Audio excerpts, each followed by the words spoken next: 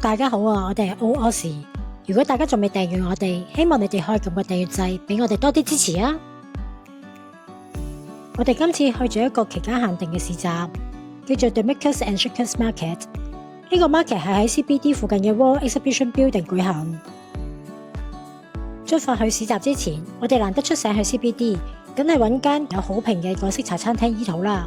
我哋就揀咗呢間 Google Rating 有 4.6 分，叫做茶記嘅茶餐廳醫肚。我哋11:05分到，本身以為11點開門時間啱啱好，點知原來佢係11點半先營業，當時仲未開門。不過啲職員好好啊，俾我哋入去坐低先睇下 menu， 等到11點半先正式落單。呢間茶餐廳真係有好多選擇啊，有炒粉麵飯、雲吞麵同埋魚蛋河、沙爹牛肉麵套餐。仲有魚蛋、燒賣、腸粉同埋煎釀三寶，另外仲有西多士同埋紅豆冰。我哋樣樣都想食，真係好難做決定啊！一到11點半，我哋就即刻落單，分別叫咗黑椒雞扒飯配凍奶茶、茄汁焗豬扒飯同埋滑蛋多蔥蝦球飯。價錢一共係原價60個4，但係原來俾現金有夠5折。最後只需57個3毫8，3個飯加埋飲品50幾蚊，喺澳洲嚟講真係算幾抵啊！齋睇賣相已經覺得好吸引，咁味道又係點呢？先講個滑蛋蝦球飯啊，個滑蛋真係幾夠滑，蝦球夠大隻，係急凍蝦，口感彈牙，不過蝦味就唔算濃。雖然個名有多蔥呢2個字，但我覺得蔥就唔算好多，所以冇乜蔥香。白飯就偏硬身少少。配埋豉油一齊食，整體係好味嘅。食一啖滑蛋加蝦加豉油撈飯，真係超級滿足啊！之後到番茄焗豬扒飯，個焗豬扒飯一上台熱辣辣，面頭仲鋪滿咗茄汁同埋芝士，仲有片番茄添。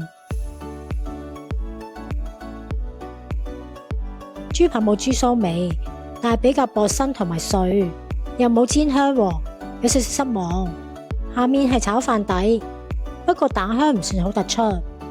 整體番茄汁同埋炒飯配搭得啱啱好，滗起啲飯嘅時候仲有拉絲嘅效果添，係好食嘅。不過如果豬扒厚身啲會更加好，食到後面有啲膩，可能芝士真係太過足料啦。個黑椒雞扒飯係3個之中最普通嘅，唔知係咪因為套餐嘅原因咯。雞扒得2細塊，都係比較薄身嘅，但係有煎香。黑椒汁就好傳統香港口味，再配埋西蘭花同埋紅蘿蔔，整體唔差嘅，但係冇乜驚喜。杯奶茶係套餐包嘅，唔算大杯，凍飲要加1蚊澳幣，奶味偏重，茶味唔夠。而且我哋唔記得咗叫少甜，所以都幾甜噶。最驚喜嘅差唔多食完嗰陣，侍應續台派例湯，原來每個飯都會有一碗例湯送。今次係南北杏海底椰豬肉猴頭菇湯，飲落好香濃，猴頭菇味道好突出，感覺真材實料，唔係好飲得出味精，幾似香港嘅住家湯，真係超滿足啊！另外想講嘅係，估唔到呢間餐廳咁受歡迎，去到11:25分已經坐咗60成滿，到咗11:40分已經坐滿晒人，去到12點鐘左右，門口已經有幾多人喺度排隊等位。整體嚟講，呢間茶餐廳係中上水準，比香港唔少嘅茶餐廳更加好味。價錢喺澳洲嚟講算係合理，份量又大，又有例湯送，加上服務都好好，全部侍應都識講廣東話。喺食嗰餐飯期間，簡直錯覺得自己好似返咗香港咁，難怪有4.6分啦。如果西區都有一間呢啲咁高質嘅茶餐廳就好啦。食完之後，我哋就搭 train 去 World Exhibition Building 個市集啦。市集條片將會喺下個星期出，請大家繼續密切留意我哋嘅 channel 啦。今集就去到呢度啦。